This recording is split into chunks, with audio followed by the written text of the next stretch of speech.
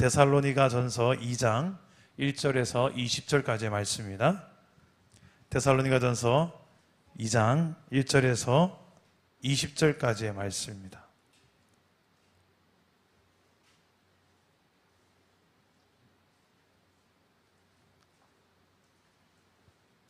한 절씩 교독해 보겠습니다. 제가 먼저 데살로니가전서 2장 1절을 읽겠습니다. 신약성경 328페이지 있습니다. 제가 1절을 읽겠습니다. 형제들아, 우리가 너희 가운데 들어간 것이 헛되지 않은 줄을 너희가 친히 아나니, 너희가 아는 바와 같이 우리가 먼저 빌립보에서 고난과 능욕을 당하였으나 우리 하나님을 힘입어 많은 싸움 중에 하나님의 복음을 너희에게 전하였노라. 우리의 권면은 간사함이나 부정에서 난 것이 아니요 속임수로 하는 것도 아니라 오직 하나님께 옳게 여기심을 입어 복음을 위탁받았으니 우리가 이와 같이 말함은 사람을 기쁘게 하려 함이 아니요 오직 우리 마음을 감찰하시는 하나님을 기쁘시게 하려 함이라.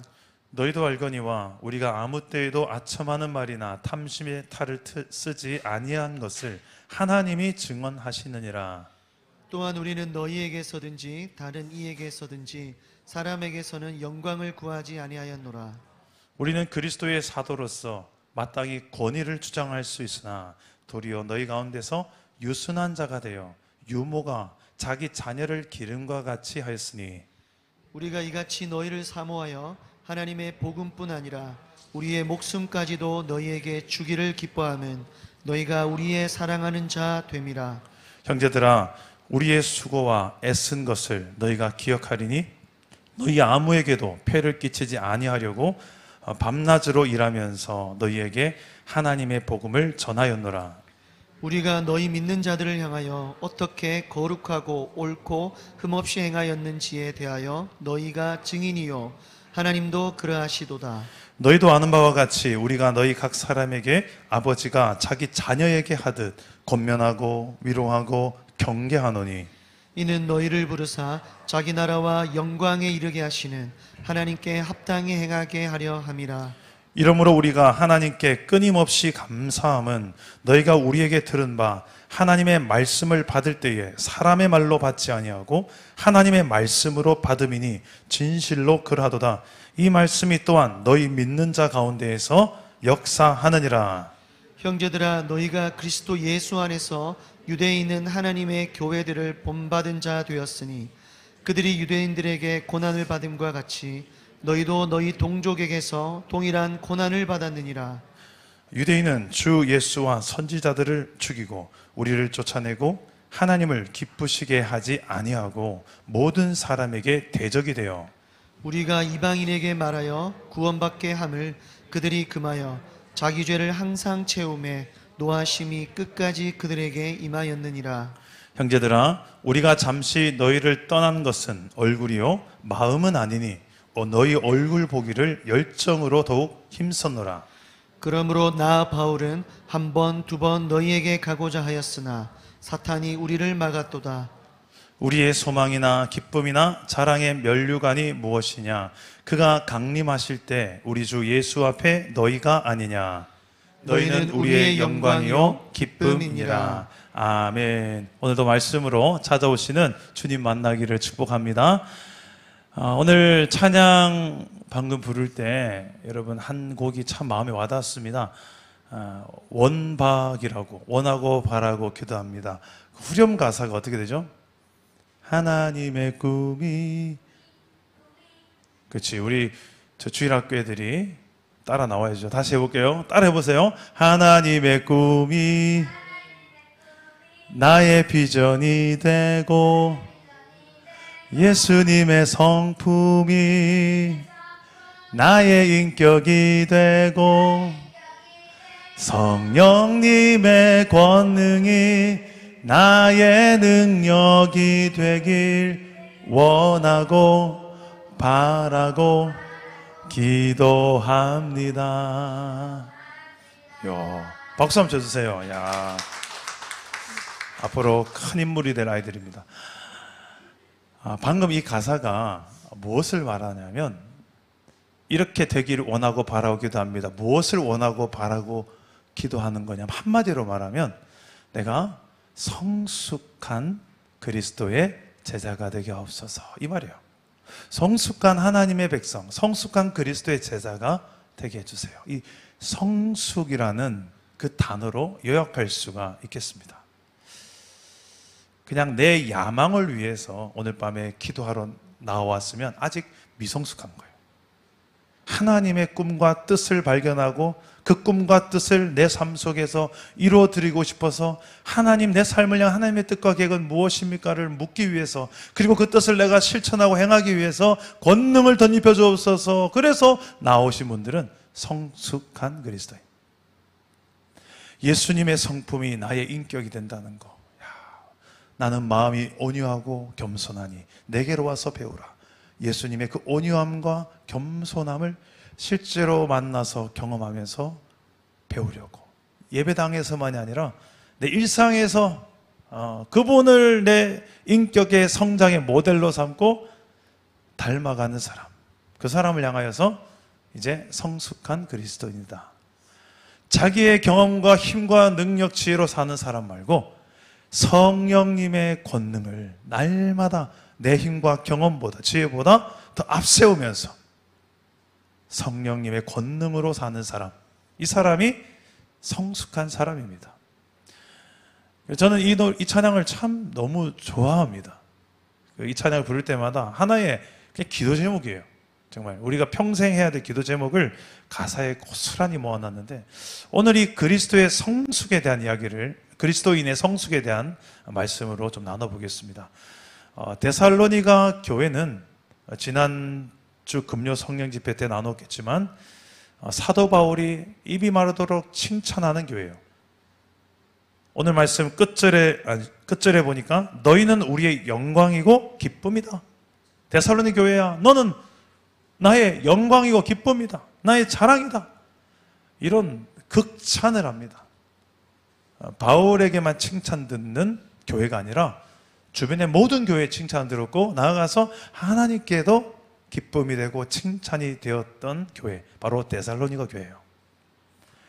왜 그럴까? 여러 이유가 있어요.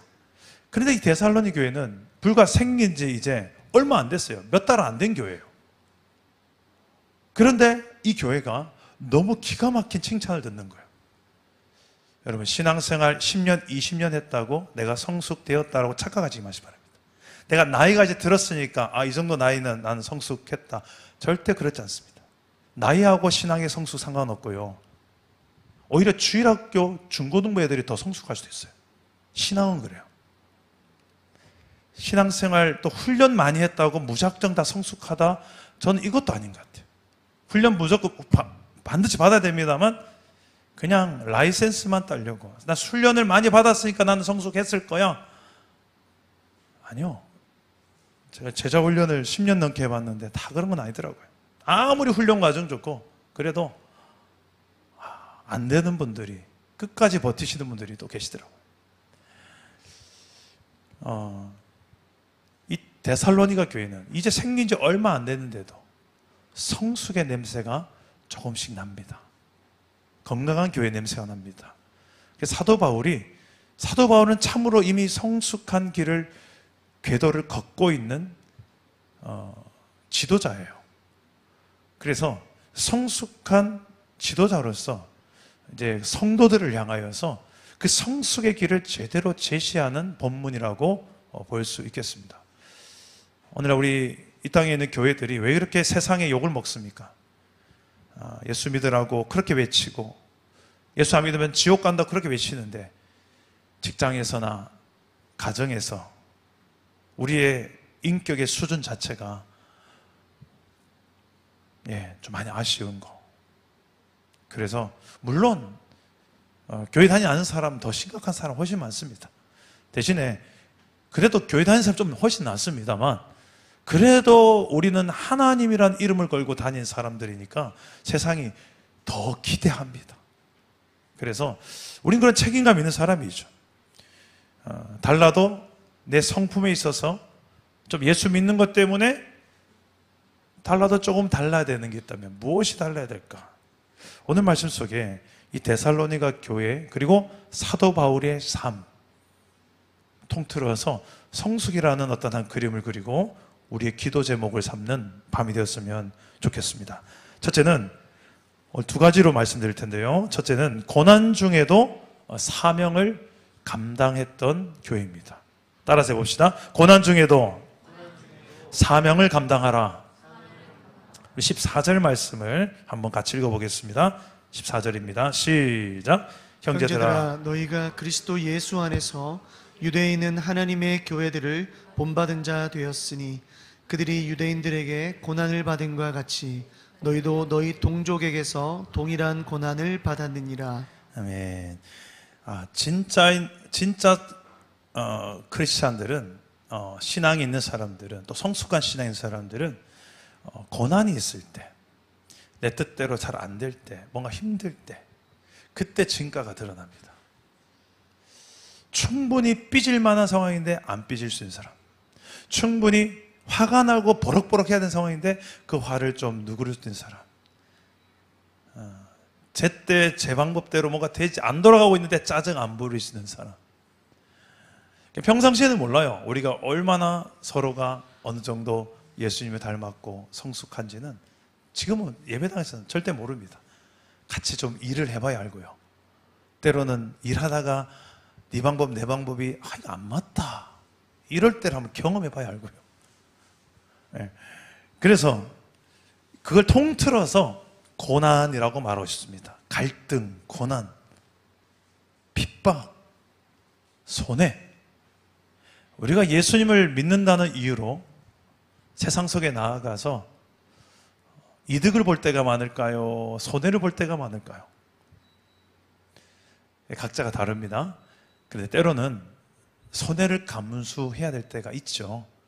그리고 고난을, 핍박을 받아가면서까지 내가 신앙이 있다는 이유로 그 길을 걸어야 될 때도 있죠.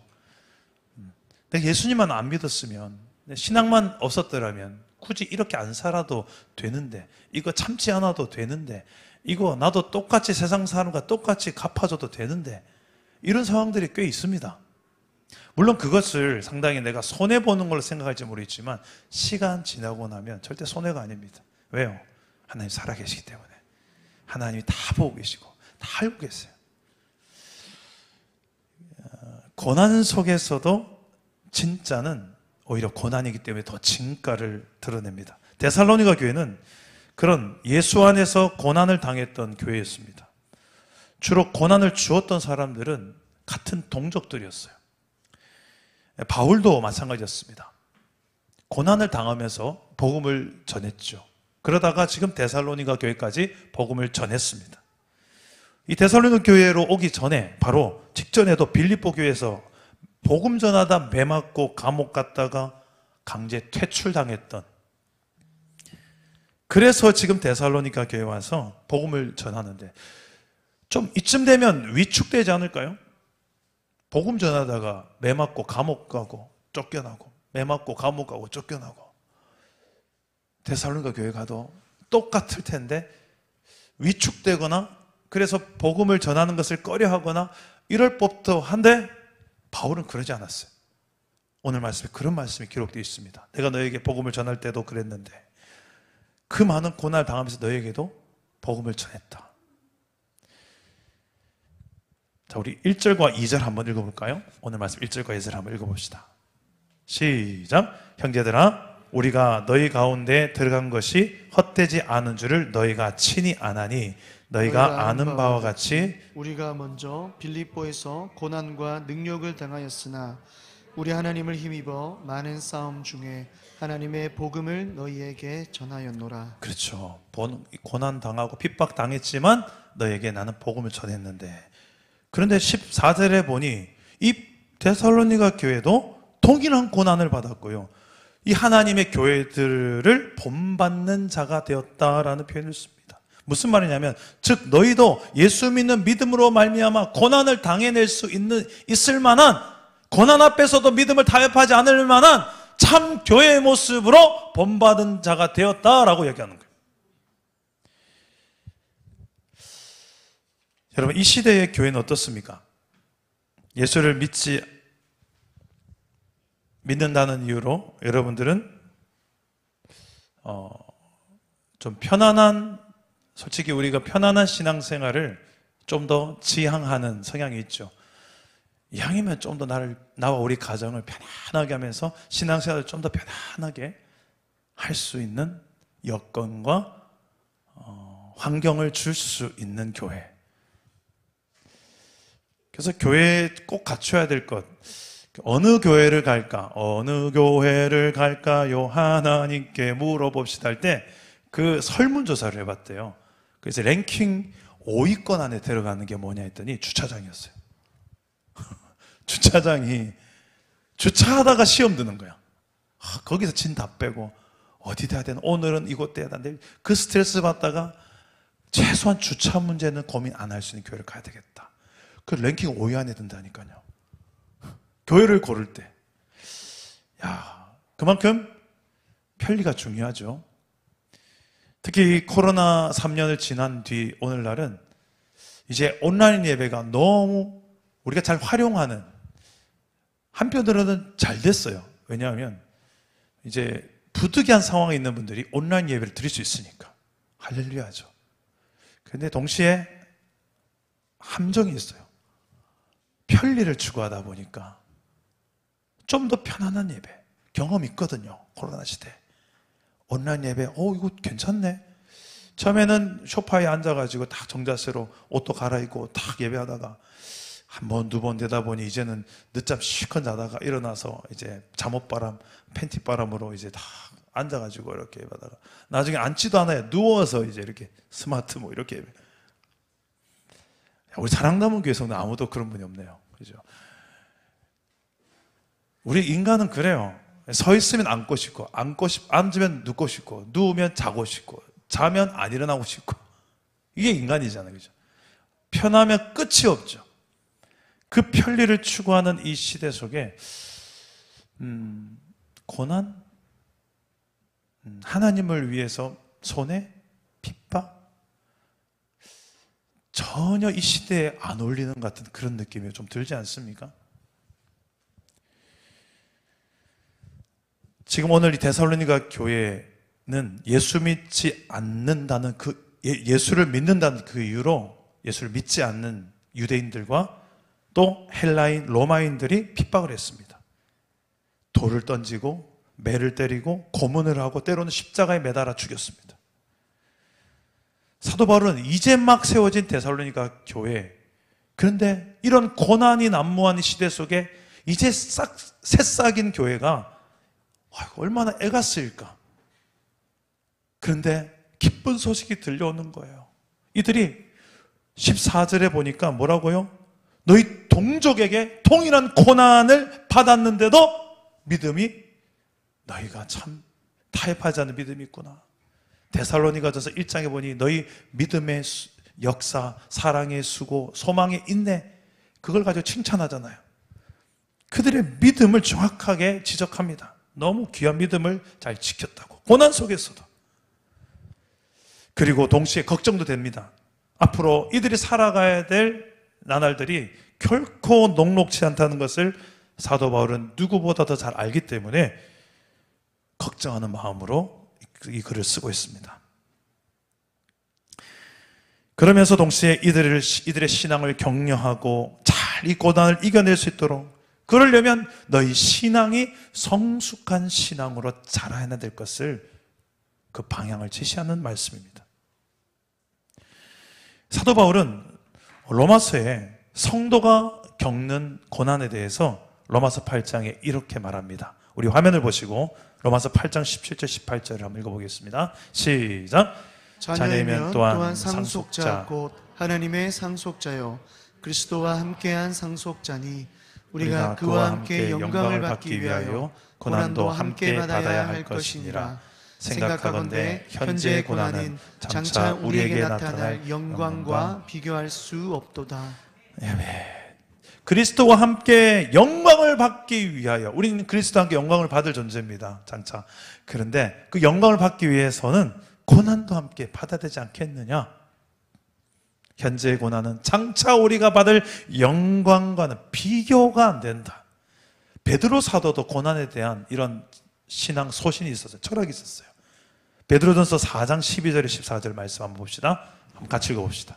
그리스도인 당하는 고난에 대해서 이렇게 생각하라는 것입니다. 함께 읽겠습니다. 시작. 사랑하는 자들아, 너희를 연단하려고 오는 불시험을 이상한 일 당하는 것 같이 이상히 여기지 말고 오히려 너희가 그리스도의 고난에 참여하는 것으로 즐거워하라.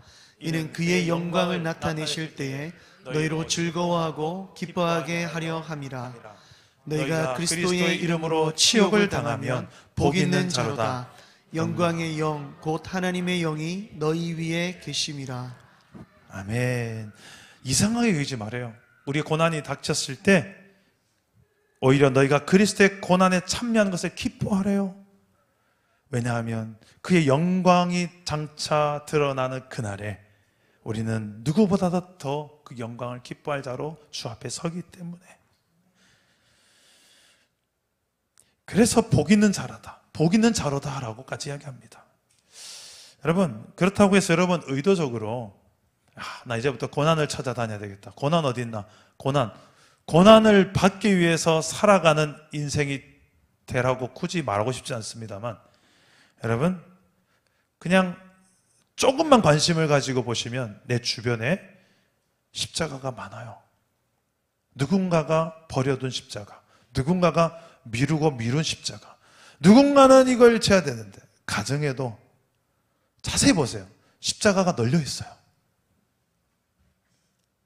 바쁘다고, 힘들다고, 짜증난다고, 네가 해라고, 왜 내가 해야 되냐고. 가정에도 십자가가 널려 있고요. 자녀 양육도 들어가고요. 청소도 있고요. 그리고 부부간의 대화도 마찬가지예요. 네가 먼저 이렇게 해봐라, 내가 이렇게 안 하나. 알고 보면 다 십자가예요. 내가 먼저 굳이 그 십자가 손에 안 보려고 자존심 딱 세우고 있고 고집 피우고 있고, 내가 네보다 더 힘들지 하는 그 못된 자기중심적인 생각들이 딱 자리가 잡고 있어요. 거기는 하나님 나라가 체험될 수가 없죠. 각자 자기의 중심대로, 자기 속에 노른 대로 자기의 왕국을 세워가는 나라지, 그게 무슨 하나님 나라입니까? 하나님 나라는 그 가운데 하나님 때문에 십자가를 질 수 있는 사람이 있을 때, 그곳에 하나님 나라가 경험되는 줄 믿으시기를 바랍니다. 교회도 그렇고요, 일터에도 그렇습니다. 자세히 보세요. 기도 안 하면서 보시면 보입니다. 사랑남은 교회 여러분 지금 한 1년, 2년 다녔는데, 우리 교회에서 저기 정수기 물이 한 번씩 이렇게 찰 때가 있어요. 하도 거기 물을 많이 부으니까 그 물을 찼으면 좀 빼서 바로 옆에 싱크대에 좀 버리면 되잖아요, 그죠? 집에 있는 거면 잘 그렇게 하실 거예요. 근데 물이 차고 철철 넘치는데 거기다가 또 붓는다. 그리고 그게 한 일주일, 2주일 동안 계속 가서 물 색깔이 바뀌었어요. 예를 드는 거예요. 실제 그랬다는 게 아니고. 그러면 우리 공동체가 100명, 130명 최적 이렇게 돼도 그런 게 안 보이는 거죠. 보인더라도 내가 왜 굳이 그걸 해? 라고 생각하는 거죠. 근데 생각해봐요. 거기에 이제 오래 또 놔두면 이제 세균이 생기겠죠. 물이 오래 또 고인 물이 오래 있으니까 그 세균들이 다 어디로 갑니까? 정수기 입구 쪽으로 다 감염이 되겠죠. 이 여름에 식중독 걸릴 위험이 있는 이 시기에 누가 먹습니까? 그 물을? 우리도 먹지만 이 자녀 다음 세대들이 먹겠죠. 근데 작은 교회는 이래서 내가 안 오려고 했죠. 작은 교회는 이런 것까지 생각해야 돼?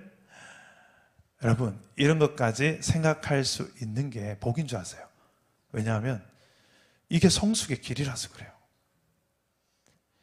나이는 먹어도 이런 게 안 보이면 그게 저주죠. 그게 저주죠. 그 어른 보고 그 자녀들이 뭘 배우겠습니까? 그게 저주지. 보이는 게 복이죠. 그런 한 사람이 있는 교회, 그런 한 사람이 있는 가정, 그런 한 사람이 있는 신실한 크리스찬이 있는 일터, 그 사람이 복의 통로예요. 그 십자가는 자세히 보세요. 십자가는 누군가가는 지기는 고통스러운데 지고 나면 많은 영혼들이 살아요. 그게 하나님이 우리에게 주신 각자 자기의 십자가들이에요. 근데 솔직히 내가 하긴 싫어요. 그래서 미루고 버리고, 그래서 미루고 버린 십자가가 상당히 많다. 가정, 일터, 교회에 기도하는 사람은 보입니다. 하나님 마음을 품은 사람은 보입니다. 성숙한 그리스도인들은 보입니다. 그리스도의 성품을 가진 자들은 보입니다.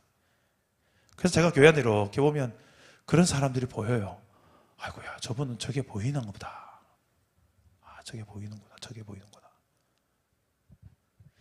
그걸 막 가서 막 따지고 막 이걸 왜 안 됩니까? 이건 아직 미성숙한 사람이고, 그걸 가지고 가서 진짜 이름 없이 빚도 없이 감사하며 그 길을 쓸고 닦고 있는 그런 분들, 그게 보인다는 거죠. 십자가를, 고난의 십자가를 감당할 수 있는 사람, 이 디모데 교회가 그랬습니다. 아직 생긴 지 얼마 안 된, 어떻게 보면 초신자라고 할 수 있는 그들이 성숙한 냄새가 난다는 거예요. 이 성숙이라는 단어는 어떻게 보면 참된 진정성 있는 크리스찬이란 말입니다. 어떻게 보면 우리가 교회에 오시는 초신자, 이제 1년밖에 안 된 초신자한테 때로는 우리가 배워야 될 때도 있습니다. 제가 그럴 때가 종종 있더라고요. 저렇게 해야 되는데 라는 대목이 있습니다. 그만큼 나의 영적인 감각이 많이 무뎌졌고 다성해졌고 좀 무감각해졌다는 뜻이겠죠. 그걸 깨우기 위해서 무단히 노력해야 되고 기도해야 되는 거죠. 그렇지 않으면 우리도 언제 어떻게 처음 된 자가 나중 될지 모르는, 그 주인공이 될 수도 있다는 것입니다. 자, 둘째로 데살로니가 교회는 고난 중에 사명을 감당했던 교회이고, 한 가지 더 있는데 진정성이 있는 성숙한 사랑이 있던 교회입니다. 따라서 봅시다. 진정성 있는 성숙한 사랑. 저 단어는 두 개로 나눌 수 있습니다. 진정성 있는 사랑, 성숙한 사랑. 합해서 그냥 진정성 있는 성숙한 사랑이라고 표현해 봤습니다. 우리 3절과 5절을 한번 읽어보겠습니다. 3절과 5절입니다. 시작. 우리의 권면은 간사함이라 부정에서 난 것이 아니요 속임수로 하는 것도 아니라 너희도 알거니와 우리가 아무 때에도 아첨하는 말이나 탐심의 탈을 쓰지 아니한 것을 하나님이 증언하시느니라. 아멘. 정말 성숙한 신앙은 이와 같습니다. 먼저는 진정성이 있다. 그리고 사랑을 할 때 이 성숙한 사랑으로 사랑할 줄 안다는 거예요. 먼저 이 진정성인데요. 사도 바울은 지금 디모데 교회에 복음을 전할 때 얼마나 진정성 있게 복음을 전하고 가르쳤는지 그것을 설명하고 있습니다. 그의 가르침은 거짓되지 않고 순수하고 진실했으며 또 간사함으로 하지 않았습니다. 우리 교회도 간사님이 두 분 계신데 이제 7월 달이 되면 두 분이 간사직을 내려놓습니다. 너무 우리 간사직 잘 감당했는데 이제 광고를 할 거예요. 너무 충성되게 우리 교역자가 없을 때 교역자 역할까지 감당하면서 너무 잘해주셨는데 이제 우리 교회 또 간사님으로 오시는 부임하시는 청년부 담당 간사님이 오세요. 그리고 두 분은 지금 이미 셀 리더에다가 팀장에다가 맡은 일이 너무 많아요. 꼭 굳이 간사라는 직책이 없어도 충분히 잘하기 때문에 전혀 간사하지 않은 두 우리 간사님. 근데 진짜 간사한 사람들이 있어요. 그 간사한 겉과 속이 다르고 말과 행동이 다르고 진짜 본심은 그게 아닌데 겉으로는 그런 거라고 이야기하고 그게 간사한 거죠. 그런데 사도 바울은 난 너희들에게 간사하게 복음을 전하거나 가르치지 않았다. 내가 다른 목적, 동기가 있지 않았다. 나의 명예, 영광, 나의 수익, 나의 권력 이런 것 때문에 너희들에게 다가가지 않았다는 거예요. 나는 진정성 있는 내 순수한 너희들을 향한 사랑으로 너희들에게 복음을 전하고 가르쳤다는 것을 말하고 있습니다. 그럴 수 있었던 이유를 4절 말씀에서 이렇게 이야기합니다. 우리 한번 4절 한번 읽어봅시다. 4절입니다. 시작. 오직 하나님께 옳게 여기심을 입어 복음을 위탁받았으니 우리가 이와 같이 말함은 사람을 기쁘게 하려 함이 아니요 오직 우리 마음을 감찰하시는 하나님을 기쁘시게 하려 함이라. 아멘. 자, 사도 바울은 그 바울의 일행들은 사람을 기쁘게 하려 하지 않고 하나님을 기쁘시게 하려고 했기 때문에 사람들 앞에 진정성 있게 다가갈 수 있었다는 거예요. 미국의 시카고 대학 비즈니스 스쿨 연구진이 연구를 했답니다. 사람의 진정성은 어디서 오는가? 그 1위가 죄책감을 잘 느끼는 성향의 사람들이 진정성이 있대요. 이건 예수 믿지 않는 사람들이 조사한 겁니다. 그러니까 진정성 있는 사람들을 조사해 보니까 1위가, 공통분모가 1위가 죄책감을 잘 느끼는 성향. 이게 무슨 말이냐면 뭔가를 잘못한 일이 있을 때 내가 정말 잘못했구나. 그 죄책감을 느낀 성향이 있고 그건 거죠. 대수롭지 않게 여기거나 책임을 회피하거나 그러지 않고 죄책감을 느끼며 그리고 진정성 있게 자기가 그것을 뉘우치고 그 다음에 돌이키고 이런 모습들을 실수했을 때 나타나는 그 모습 속에 진정성을 발견할 수 있더라는 거예요. 또 하나는 진정성은 어디서 오는가? 말과 감정, 행동의 일치성입니다. 그리고 세 번째는 뜻대로 되지 않을 때 그때 나타나는 반응. 그때 보면 저 사람이 얼마나 진정성 있는 사람인가 아닌가를 우리는 알 수 있다고 해요. 다 일리 있는 말인 것 같았습니다. 제가 이 글을 보면서 우리는 다 진정성 있는 사람을 원합니다. 왜 그렇습니까? 그래야 우리가 서로를 조금이라도 더 믿을 수 있기 때문이죠.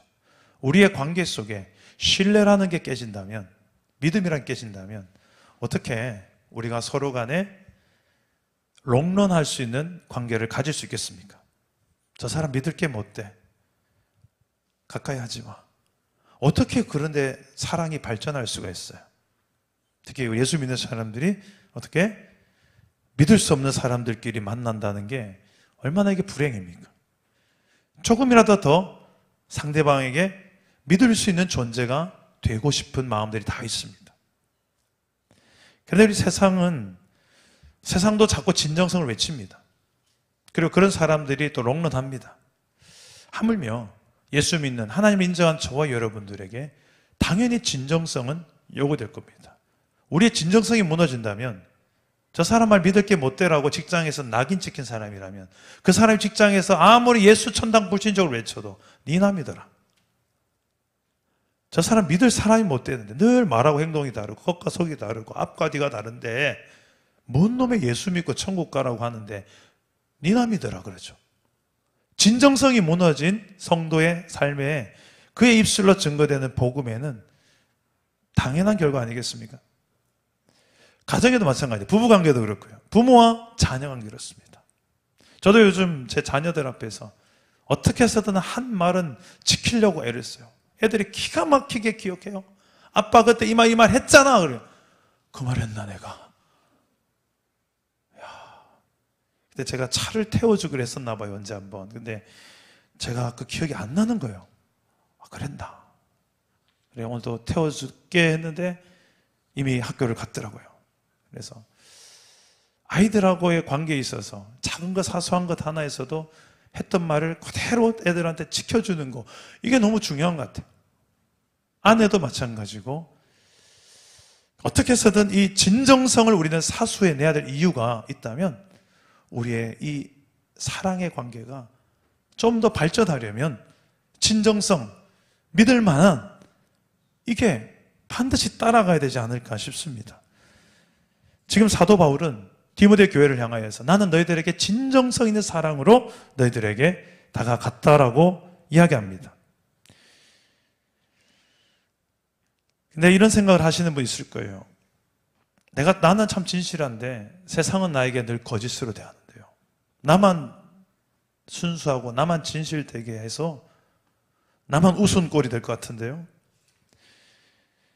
우리는 그래서 사람을 바라보면요, 진정성의 한계가 반드시 옵니다. 그러나 우리는 사람보다도 하나님 앞에서 하나님이 보시는 그 하나님 앞에서 코람데오 정신을 가지고 하나님 앞에서 진정성 있는 말과 행동, 삶과 신앙, 겉과 속, 앞과 뒤, 하나님 앞에서라는 이 신앙 안에서 우리가 이 진정성의 동기가 부여돼야 된다는 거죠. 바울이 그래서 이렇게 말하는 거예요. 4절 말씀에 보면 우리가 이와 같이 말함은 사람을 기쁘게 하려 함이 아니다. 누구를 기쁘게 한다고요? 우리의 마음을 감찰하시는, 정확하게 보고 계시는, 우리 속에 있는 진짜를 알고 계시고 감찰하고 다 보고 계시는 그 하나님을 기쁘시게 하려 합니다. 할렐루야. 바울에는 이런 소신이 있었어요. 그의 진정성에 소신이 있었어요. 여러분, 사람들은 나를 실족할 수 있지만 그것 때문에 다시는 내가 사람을 믿나 봐라, 사람 앞 관계 속에서 내가 일어나 봐라, 회의적으로 바뀔 수 있는 게 사람과의 관계 아닙니까? 사기도 당해보고 배신도 당해보고 하면 참 많이 회의적으로 되더라고요. 저도 그 경험이 있으니까. 그때 하나님께 저에게 찾아오셔서 제가 기도하게 하시는데 그래도 사랑해야 되는 이유에 대해 설명해 주시는 거예요. 왜? 내가 널 그렇게 사랑했기 때문이라. 네가 나한테 원수된 삶을 살고 네가 나를 떠나 살고 네가 아직 연약한 죄인일 때 그래도 난 너 사랑했다. 그래서 로마서 말씀 5장 8절 다 보여주시면서 그렇네요. 그래서 다시 제가 두 손 들고 사랑하겠습니다. 저 인간이 사랑스러워서 사랑했습니다라고 말한 게 아니고 내가 하나님 옆에 그런 사랑을 받았기 때문에 저 인간은 어떻게 보면 그 사랑을 나를 통해 좀 경험하지 않겠습니까? 그래서 사랑하겠습니다. 힘들어요. 근데 말 한 번 먼저 건네는 게 힘들더라고요. 말 한 번 건네고 인사 먼저 하고 손 한 번 먼저 악수하자 그러고 이렇게 조금씩 발전하더라고요. 6절 말씀 보면 바울은 또 이렇게 얘기합니다. 함께 읽겠습니다. 시작. 또한 우리는 너희에게서든지 다른 이에게서든지 사람에게서는 영광을 구하지 아니하였노라. 그렇죠. 하나님 영광을 바라보며 진정성의 그 이유가 사도 바울에게 있었습니다. 바울은 데살로니 교회 성도를 대할 때 딱 두 가지 컨셉이 있었어요. 하나는 유머와 같은 컨셉, 또 하나의 컨셉은 아버지와 같은 컨셉이 있었습니다. 7절 말씀 보니까 바울은 데살로니 교회를 향하여서 권위적인 자세를 취하지 않고 마치 갓난아기를 대신 젖먹여주는 유모와 같이 유순한 자로 나아갑니다. 근데 일반적인 유모가 아닙니다. 내 목숨까지도 내어줄 수 있는 유모. 그만큼 사랑하는 유모가 마치 갓난 아기를 위탁받은 그 아기에게 젖을 먹인 것 같이 유순하게 대하는 것처럼 난 너희들에게 대했다. 이게 유모로서의 사랑이에요. 여기서 나온 사도 바울의 이 정체성. 또 하나는 11절에는 아버지의 컨셉입니다. 아버지로서 난 너희들에게 성숙한 사랑으로 대했다라는 거예요. 마치 자녀를 향하여 권면하고 위로하고 경계하고 이것은 아주 충고할 때 따끔하게 충고할 줄 알고 지적한 거 정확히 지적할 줄 알고 때론 증인이 필요한 증인 대래 앉혀놓고 봐라 맞나 아니가 할 수 있는 그런 표현들이에요. 아버지가 할 말은 하잖아요. 아버지가 되어보니까 그렇더라고요. 제가 애들이 나한테 나 아무리 너 아빠 이럴 줄 몰라서 할지라도 해야 될 때는 말해야 되겠더라고요. 그래 너희가 나를 어떻게 생각할지 모르겠지만 너 이 말 해야 되겠다. 내 자식이니까 내 새끼니까 해야 되겠더라고요. 그럴 때가 있어요. 아버지니까. 그게 아버지 마음 아니에요? 바울은 그랬어요. 디모데 교회를 향하여서 유모처럼 유순한 부드럽게 이리 와라 젖 먹어라 이 마음도 있었지만 때로는 아버지처럼 충고할 때 확 하고 정확하게 할 만 해야지. 얘들아, 이거 아니잖아. 너 크게라도 죽어, 안 돼, 할 말 해야죠. 여러분, 성숙한 사랑을 착각하지 마십시오. 늘 그냥 약하게 가만히 그냥 그래 오영 이게 성숙한 사랑 아니에요. 성경을 자세히 보세요. 항상 동전의 앞면 뒷면과 같이 늘 품어주는 사랑도 있지만 해야 될 말은 정확하게 부모니까 해야죠. 훈육해야죠. 매들 땐 들어야죠. 그게 사랑이죠. 언제까지 그냥 애를 그냥 마마보이로 키우려고 그냥 이렇게 키웁니까? 그게 성숙한 사랑이 아니라는 것입니다. 사도 바울은 정확하게 진정성도 있었지만 때론 유모처럼 아버지처럼 제대로 된 균형 있는 성숙한 사랑의 좋은 모델로 지금 데살로니가 교회에 내가 너희를 이렇게 사랑했다. 그렇게 사랑했던 그들을 이렇게 마지막에 그는 표현합니다. 너희는 나에게 이런 존재다. 19절과 20절 마지막으로 읽고 마무리하겠습니다. 함께 읽겠습니다. 시작. 우리의 소망이나 기쁨이나 자랑의 면류관이 무엇이냐? 그가 강림하실 때 우리 주 예수 앞에 너희가 아니냐? 너희는 우리의 영광이요 기쁨이니라. 아멘. 바울은 이렇게 말하는 거예요. 너희는 장차 주님이 다시 오실 그 재림하실 그때에 주 앞에서 다시 만날 그때 우리의 소망이고 기쁨이고 자랑의 면류관이고 영광이고 기쁨이다. 할렐루야. 바울의 가장 큰 기쁨과 자랑은 너희다. 너희가 있어서 난 너무 좋고 기쁘다. 자랑스럽다. 물론 데살로니가 교회도 연약한 게 없고 문제가 없었던 건 아닙니다. 뒤에 나오겠지만 아직까지 그들이 헷갈리는 것들이 있어요. 온전하진 않아요. 그러나 그들에게 믿음과 소망과 사랑이 있었고 고난 속에서도 믿음이 흔들리지 않았고 이런 그들을 향하여 바울은 아버지로서 유모로서 이 성숙한 사랑의 모델을 제시하며 너희도 이 길을 장차 걸어가야 된다. 이런 교회를 하나님께서 얼마나 기뻐하실까요?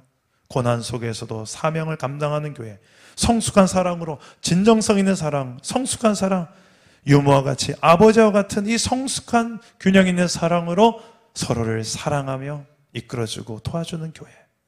저는 우리 사랑 담은 교회가 한번 그 길을 걸어봤으면 좋겠습니다. 할렐루야. 우리 함께 찬양하고 기도하겠습니다. 교회라는 찬양이 있습니다. 사람이 넘치기보다 사랑이 넘치는 교회. 우리 가사가 너무 좋은데 한번 같이 불러보고 기도하겠습니다.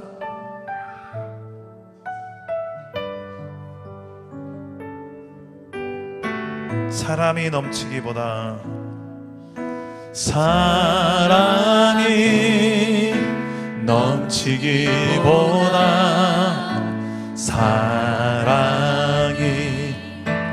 넘치는 교회 섬김을 원하기보다 섬김의 기쁨 알아가는 교회 세상이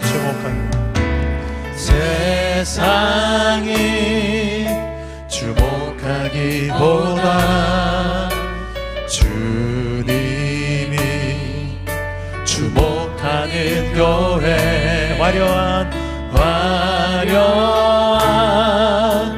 겉모습보다 중심이 주를 향한 교회 주님이 피로 사신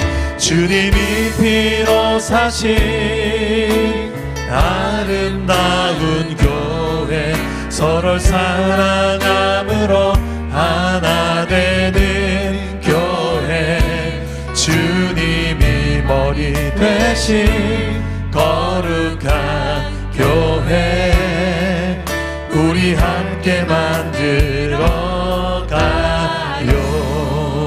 내 작은 생각보다 내 작은 생각보다도 하나 됨에 소중함 많은 교회 세상에 알려지기 멀리기보다 서로가 서로 깊이 아는 교회. 아멘. 주님이 피로 사신 아름다운 교회, 서로를 사랑함으로 하나 되는 교회. 주님이 머리 되신 거룩한 교회, 우리 함께 만들어. 마지막으로 주님이 피로 사신, 주님이 피로 사신 아름다운 교회, 서로를 사랑함으로 하나 되는 교회.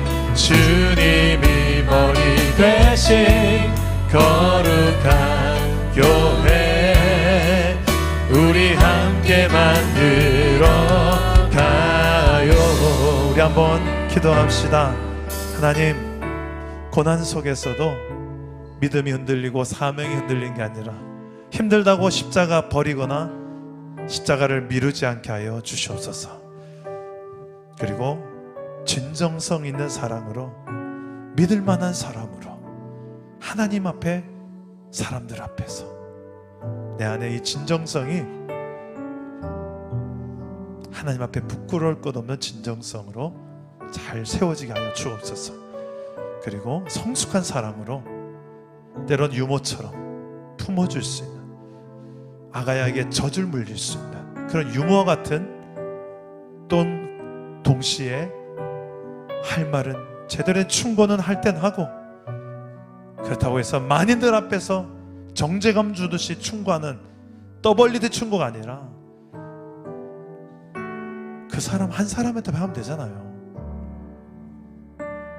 굳이 만인들 앞에서 그렇게 떠벌릴 필요 없잖아요. 그죠? 충고를 하더라도 정말 사랑이 있는 충고는 다릅니다. 그 사랑이 있는 충고가 무엇인지, 성숙한 충고가 무엇인지, 지적질이 아니라, 비판이 아니라 사랑의 충고가 무엇인지를 아는 그 성숙한 사랑, 사도 바울이 보여줬던 유머와 같이 아버지와 같은 그 성숙한 사랑, 나에게 연약한 것들 놓고 기도하시고요, 하나님 그런 것을 통하여 하나님이 기뻐하시는 교회로 나도 살아가게 하여 주시옵소서. 우리 가정 그렇게 세워지게 하옵소서. 우리 교회 그런 공동체 만들어가게 하여 주옵소서. 우리 주님 세 번 찾고 기도하겠습니다. 주님 찾습니다. 주여, 주여, 주여. 아버지 하나님이 우리와 함께 하시고 하나님이 우리를 도우신 줄 믿습니다. 주님이 피로 사신 이 소중한 교회가 하나님 그냥 세상의 마음대로 그냥 버리지 않도록, 그냥 함부로 세워지지 않도록 주님께서 말씀을 우리에게 날마다 가르쳐 주셔서 그 길로 걸어가게 하시니 감사합니다. 하나님, 우리 교회가 하나님 수많은 고난, 코로나 시기 속에서도 이 고난을 이겨낸 교회 되게 하시니 감사합니다. 아버지 하나님, 우리 앞에 어떤 고난의 십자가가 있다 할지라도 그 고난 때문에 시험 들고 우리의 마음이 낙심하고 믿음이 흔들리는 자가 아니라 변함없이 우리의 믿음이 아버지 하나님 주 앞에서 견고하게 하시고 흔들리지 않게 하시고 오히려 고난 속에서도 꽃을 피우는 그런 믿음의 역사가 있는 데살로니가 된 교회, 우리 사랑 담은 교회 성도들이 되게 하여 주시옵소서. 하나님, 고난 앞에서 하나님 진정한 믿음으로 꽃피울 수 있게 교회 되게 하시고, 또 하나님 진정성 있는 사랑으로 사랑하는 법을 배우게 하옵소서. 성숙한 사랑으로 사랑하는 법을 배우게 하여 주옵소서. 하나님, 아비와 같은 마음을 부어주시고 또한 유모와 같은 마음을 부어주셔서 정말 내 목숨까지도 아끼지 아니할 수 있는 그런 유모와 같은 마음과 아비와 같은 마음을 보이셔서 진정으로 사랑할 수 있는 마음들을 우리 가운데 허락하여 주시옵소서. 내가 먼저 그 길을 걸어갈 수 있기를 원합니다. 우리 사랑 남은 교회 공동체 한 영혼 한 영혼들 이 양떼들을 사랑하며 목양할 수 있게 하시고, 주님을 사랑하듯이 이 한 영혼 한 영혼을 더 깊이 살아가고 사랑할 수 있게 하여 주옵소서. 우리에게 아가페적인 사랑으로 날마다 강권하시는 하나님, 그 사랑에 매여서 우리가 나아갑니다. 그 사랑으로 나가기를 원합니다. 주여 우리 은혜를 베풀어 주옵소서. 주님 아름다운 교회 서로 사랑함으로 하나 되는 교회 주님이 피로 대신 거룩한 교회 우리 함께 만들어가 오직 주의 사랑에 매여 오직 주의 사랑에 매여 내 영 기뻐 내 영 기뻐 노래합니다. 이 소망의 언덕 기쁨의 땅에서 주께 사랑드린 오직 주의 임재에 오직 주의 임재 안에 갇혀 내 영 기뻐 내 영 기뻐 찬양합니다. 이 소명의 언덕 이 소명의 언덕 거룩한 땅에서 주께 경배드리 주께서 주신 모든 은혜와 사랑 주께서 주신 모든 은혜 나는 말할 수 없네. 내 영혼 즐거이 내 영혼 즐거이 주 따르렵니다.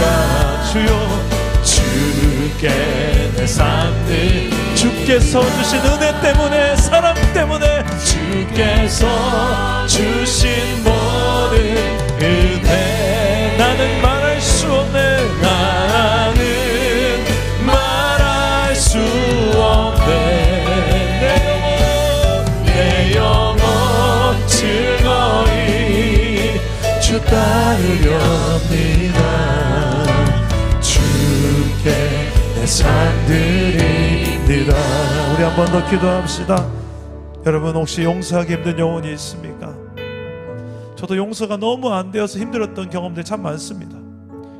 근데 기도하면 용서하시라는 그 주님의 도전 앞에 내가 먼저 받았던 그 용서를 보여주시더라고요. 하나님 앞에 우리 시간에 용서하기 힘든 영역들이 있다. 용납하기 힘든 그 영혼들을 넣고 주여 불쌍히 여겨달라고. 제 영혼이 아직 몰라서 그런 거라고. 예수님처럼 스데반처럼 우리도 그렇게 흉내를 내며 한번 기도해 봅시다. 흉내라도 한번 내봅시다. 혹시나 압니까? 흉내내다가 보니까 그 마음까지 주실지, 예수님의 마음, 스데반의 마음을 우리에게 보여주실지 흉내내다 보면 주여 나에게 그리스도의 마음을 부어주십시오. 십자가에 죽으신 주 예수의 마음으로 이 원수까지도 사랑할 수 있는 힘을 내게도 허락하여 주시옵소서.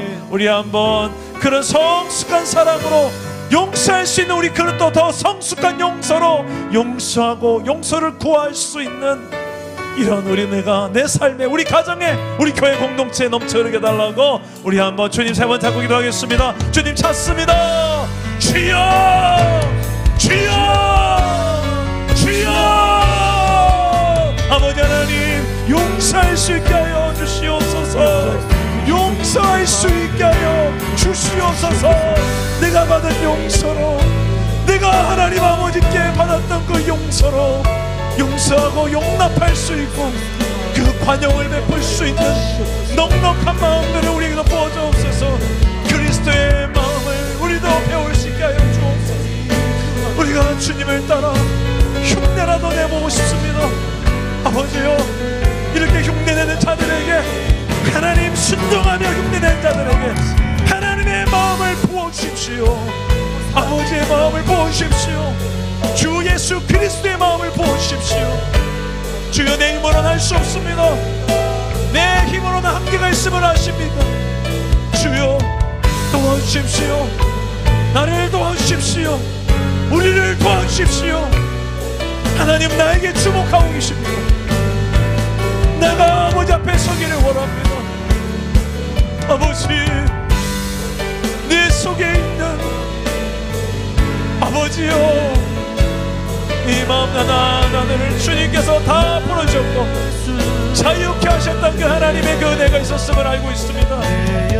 아버지여, 이 용납받았고 이 용납해 줄 수 있었던 은혜가 하나님 때문이었습니다.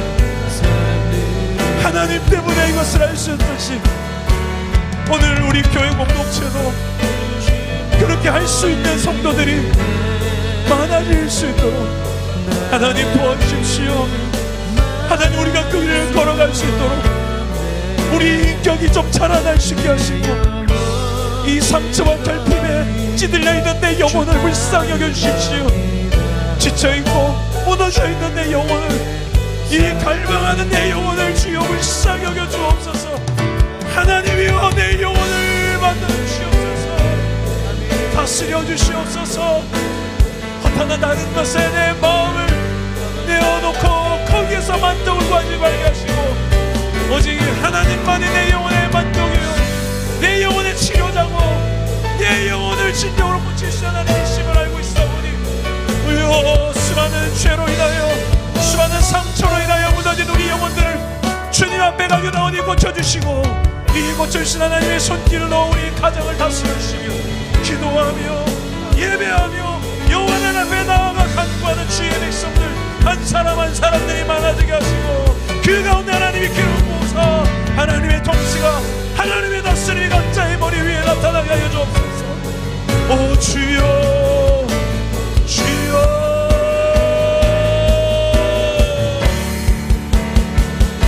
사랑의 주님이 날 하나님, 우리를 사랑하듯이 나도 사랑할 수 있게 하여 주시옵소서. 우리를 어떻게 사랑하셨는지 내가 알기에 우리도 이 사랑대로 살아갈 수 있도록, 우리가 머리에서 하는 사랑이 아니라 실제로 체험하여야 하는 사람들이 되게 하여 주십시오. 아버지, 내 속에 이 사랑의 목마름이 있습니다. 사람을 찾아서 사마의 여인과 같이 채우려고 했으나 채워지 않는 이 사랑의 목마름들을 주님이 채워주시옵소서. 사랑의 주님이 우리를 사랑하십니다. 내 뼛속 깊은 곳까지 사랑하십니다. 내 연약함과 부족함까지도 잘 아시면서도 있는 모습 그대로를 아시고 사랑하십니다. 하나님은 내가 나이기를 원하십니다. 누구와 비교하지 않으십니다. 내 있는 모습 그대로 나 원하십니다. 상처가 있어도 괜찮습니다. 결핍이 있어도 괜찮습니다.